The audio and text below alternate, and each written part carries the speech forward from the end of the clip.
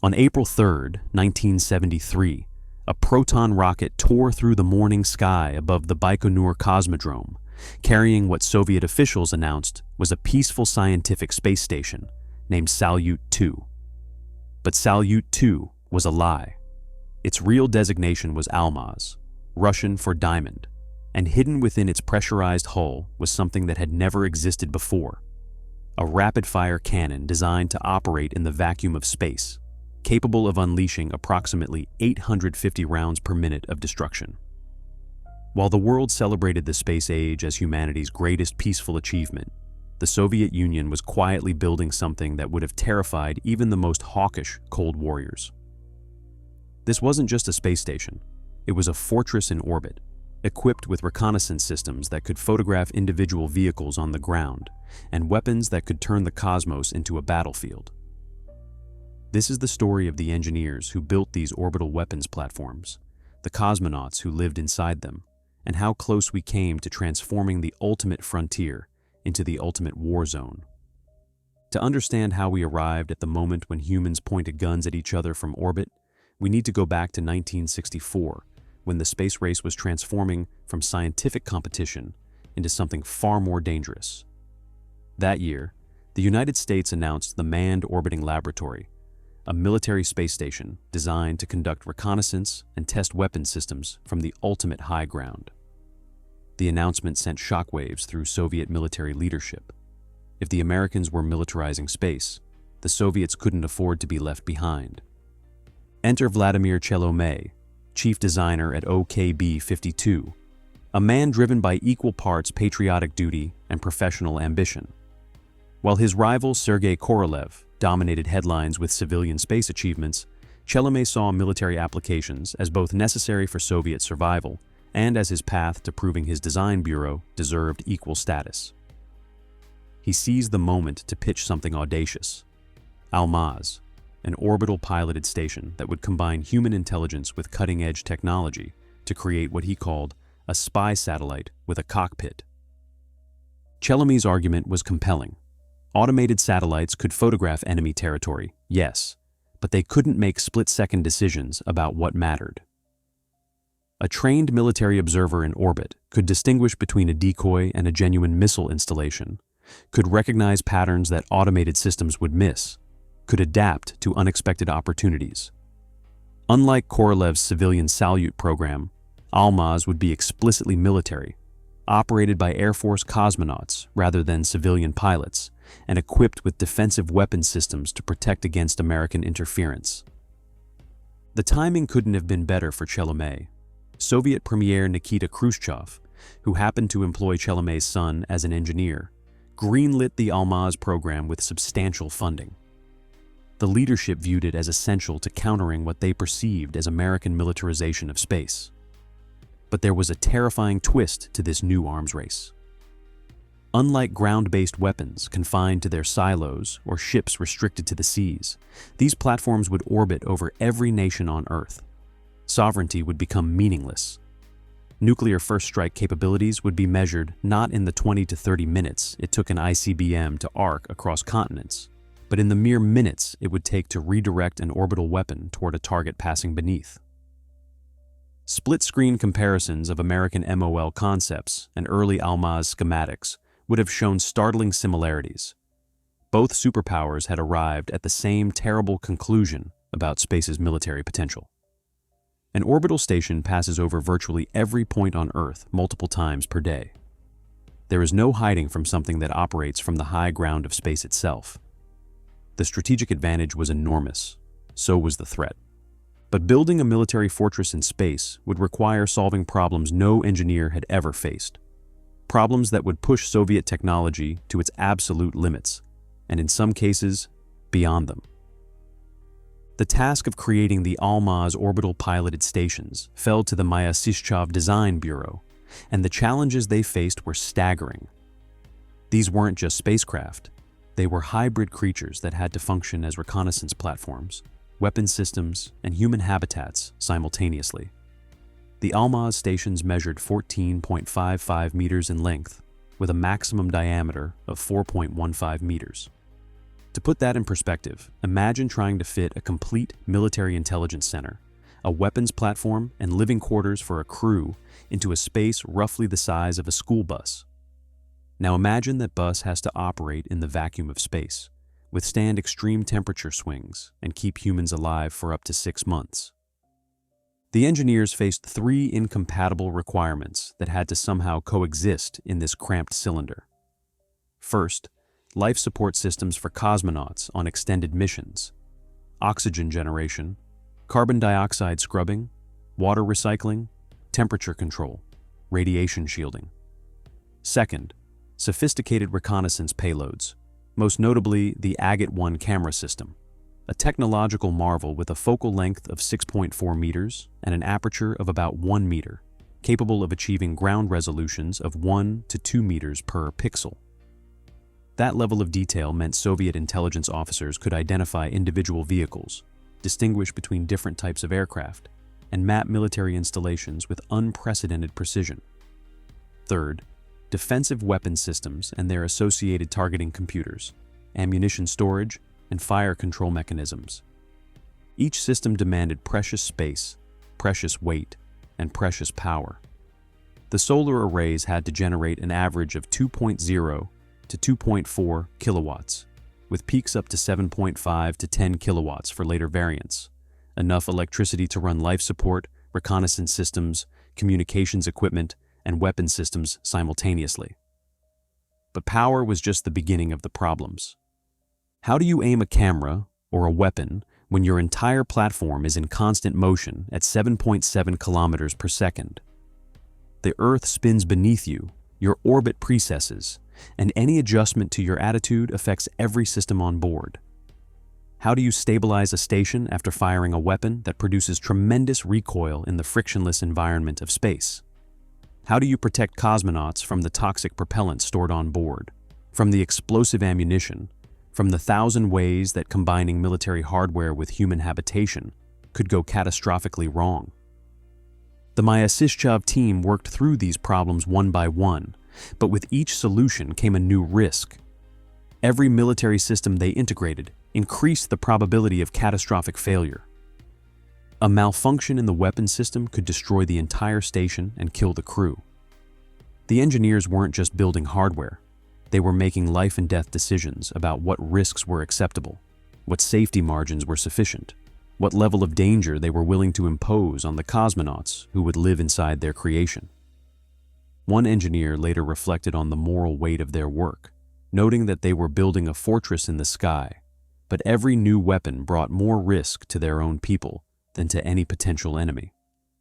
The team began to fracture under the psychological pressure of militarizing humanity's presence in space. But the most controversial element of Almaz wasn't the cameras or the communications equipment. It was the weapon that would make these stations into true orbital fortresses. A weapon that, by all conventional wisdom, shouldn't have been able to exist at all. The Noodleman-Richter NR-23 was originally designed as an autocannon for Soviet fighter aircraft, but adapting it for space required essentially rebuilding it from scratch. Conventional firearms rely on atmospheric pressure and gravity in ways most people never consider. In the vacuum of space, every assumption had to be questioned, every mechanism reconsidered. The modified NR-23 mounted on Almaz stations was a 23mm autocannon with a firing rate of approximately 850 rounds per minute. That's more than 14 rounds every second, a sustained burst of destruction that could shred an approaching satellite or spacecraft in moments. But firing it created problems that would have seemed like science fiction to previous generations of weapons designers. In space, Newton's third law becomes a matter of life and death. Every action has an equal and opposite reaction, and when you're floating in orbit with nothing to brace against, firing a high-powered cannon means your entire station becomes a recoil-driven projectile.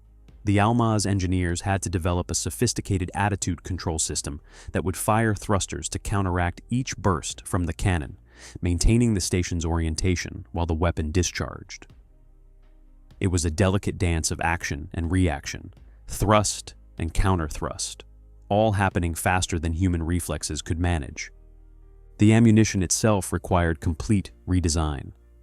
Conventional gunpowder contains its own oxidizer, allowing it to fire in vacuum, but the casings and projectiles needed to withstand temperature swings from -150 degrees Celsius when the station passed through Earth's shadow to +150 degrees in direct sunlight. Metals expand and contract with temperature changes. Would the ammunition jam in the feed mechanism when the station emerged into sunlight?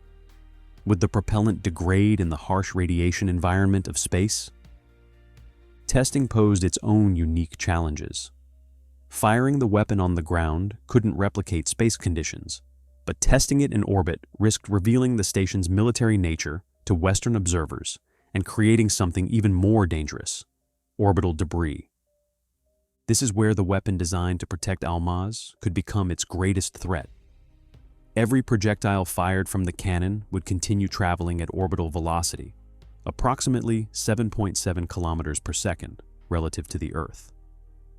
Unlike bullets fired on Earth, which eventually fall to the ground, these projectiles would remain in orbit, creating a spreading debris field of high-speed fragments. Each piece would circle the Earth on its own trajectory, potentially intersecting with the Almaz station's orbital path on subsequent passes.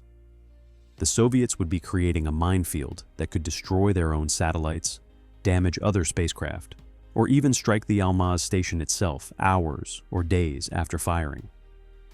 The effective range of the NR-23 in space remains somewhat uncertain. On Earth, it could engage aerial targets at about 800 meters, but in the vacuum of space, without atmospheric drag, projectiles would travel much farther.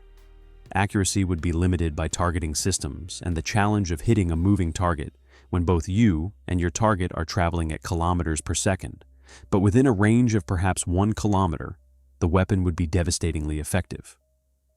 3 Almaz stations were launched between 1973 and 1976, each hidden under civilian cover names.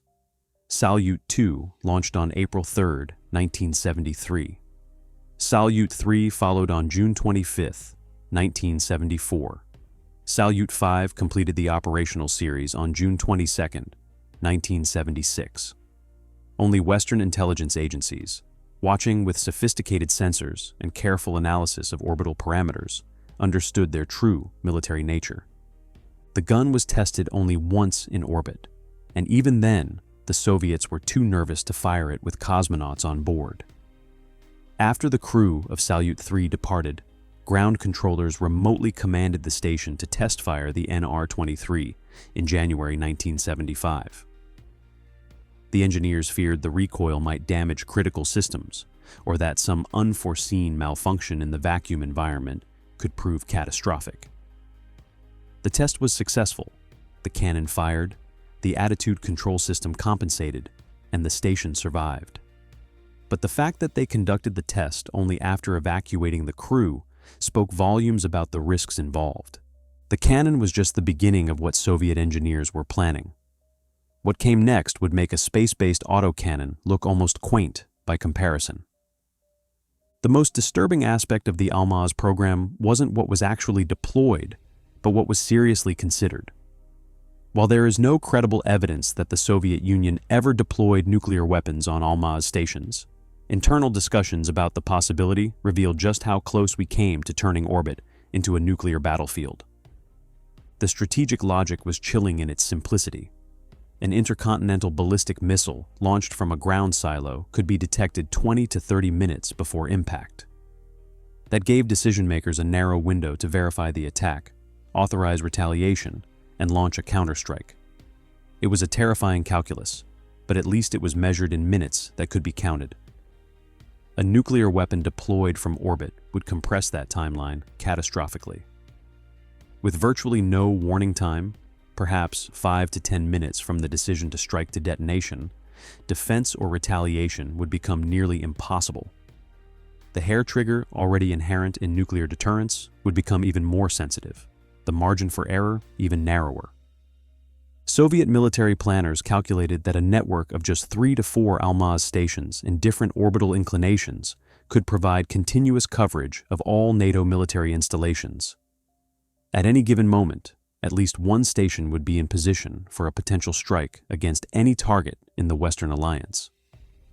The ultimate high ground would become the ultimate sword of Damocles, hanging over every nation on Earth. But the technical challenges were immense, even setting aside the moral ones. Nuclear weapons are delicate instruments despite their devastating power. They require precise environmental controls, specific temperature ranges, humidity levels, protection from radiation that's far more intense in orbit than on the ground. Maintaining those conditions in the harsh environment of space, with its temperature extremes and radiation exposure, would be extraordinarily difficult.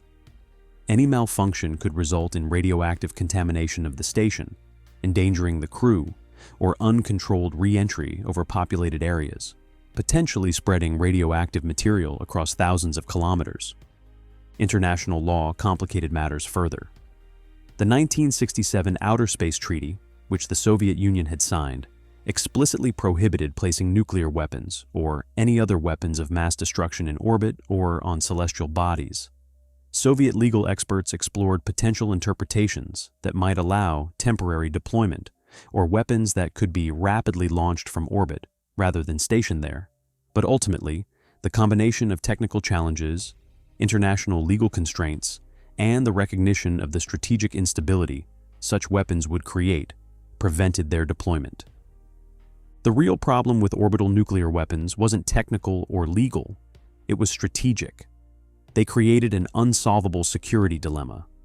If one side deployed nuclear weapons in space, the other would be forced to develop anti-satellite weapons to destroy those orbital platforms. Those anti-satellite weapons would then require defensive systems to protect the orbital platforms, which would require more sophisticated anti-satellite weapons, creating an escalation spiral with no stable endpoint. The weapons meant to provide ultimate security would instead guarantee perpetual instability and the constant risk of accidental nuclear war, triggered by a misinterpreted sensor reading or a computer malfunction. But theory and planning are one thing. Actually operating these orbital fortresses required cosmonauts willing to live for months inside what was essentially a loaded weapon. What they experienced would shake even the most hardened military pilots. Cosmonauts selected for Almaz missions were military pilots, trained to follow orders and accustomed to danger. But nothing in their training prepared them for the psychological reality of living inside a weapons platform in space. These weren't combat missions where you flew into danger and returned to safety. This was living inside the weapon itself, surrounded by ammunition, explosive systems, and the constant knowledge that you were operating a military installation that could become a target. Pavel Popovich and Yuri Romanenko were among the cosmonauts who served aboard Almaz stations. They operated under extraordinary secrecy. They couldn't discuss their missions with family, couldn't reveal what they photographed, and had to maintain the fiction that they were conducting civilian scientific research. The daily routine was grueling and psychologically taxing in ways that purely civilian space missions never were. Hours each day were spent at the reconnaissance station, operating the Agat-1 camera system. The cosmonauts would peer through the viewfinder, watching Earth pass beneath them at 7.7 kilometers per second, waiting for the precise moment when a target area would be in view. They photographed military installations, naval bases, troop movements across NATO countries. The film was processed in an onboard darkroom. Yes, they developed photographic film in space. And the images were transmitted to ground control, where intelligence officers would analyze them for signs of military activity, weapons deployments, strategic vulnerabilities. But it was the weapons that created the deepest unease. Cosmonauts expressed concerns about the potential for accidental discharge, the risk of damaging the station, and the profound ethical implications of being the first humans to aim weapons at targets from orbit. They worried about ammunition degradation in the space environment, about what would happen if the fire control system malfunctioned, about the moral weight of their role in militarizing space. The presence of the NR-23 autocannon and its ammunition took up space that was already desperately limited. Life aboard was even more claustrophobic than on civilian stations. The cosmonauts lived surrounded by the tools of war, ammunition, explosive bolts, toxic propellants, in an environment where a single mistake could kill everyone on board. Romanenko later reflected on the psychological pressure of those missions, noting the constant awareness that they were operating a weapons platform, that the line between soldier and target had blurred in a way that no previous generation of warriors had experienced. Unlike pilots who flew combat missions and returned home, Almaz crews had to live inside their weapon for months at a time. The psychological toll was significant, revealing a fundamental flaw in the concept of militarized space stations. Humans weren't well suited to be permanent residents of orbital fortresses. The only confirmed weapons test, conducted remotely after the crew had evacuated, underscored this reality. If the weapon was too dangerous to fire with cosmonauts on board, what did that say about the viability of armed space stations as a long-term military strategy? In the end, the Almaz program faded, not because of treaty obligations or moral qualms, but because technology and strategy evolved beyond it. Automated reconnaissance satellites became sophisticated enough to match or exceed human observers' capabilities without the cost and risk of maintaining crews in orbit. The American Manned Orbiting Laboratory was canceled in 1969, removing the immediate threat that had justified Almaz. And perhaps most importantly, both superpowers began to recognize that militarizing space created more problems than it solved. The three Almaz stations launched between 1973 and 1976 represent a road not fully traveled, a glimpse into an alternate timeline where space became another battlefield in the Cold War. The NR-23 autocannon remains the only gun ever fired from orbit, a distinction that speaks both to human ingenuity and to our capacity for bringing conflict to even the most remote frontiers. Today, the Outer Space Treaty remains in force, and while space is increasingly crowded with military reconnaissance and communication satellites, the dream, or nightmare, of orbital weapons platforms has not been realized. The engineers who built Almaz, the cosmonauts who lived aboard those stations, and the planners who contemplated their strategic implications taught us a crucial lesson. Some high grounds are better left unfortified. When we look up at the night sky now, we can be grateful that the points of light moving among the stars are scientific instruments and communication satellites, not fortresses bristling with weapons. The cosmos remains, for now, a place where human ambition reaches upward in wonder rather than outward in conflict. The story of Almaz reminds us how close we came to losing that, and how vigilant we must remain to preserve the peaceful nature of space exploration. The ultimate frontier should inspire our better angels, not arm our worst instincts. That's a lesson worth remembering as we plan humanity's next steps into the cosmos. If you enjoyed this story, hit subscribe for more stories where history, technology, and human ambition collide. Thanks for watching.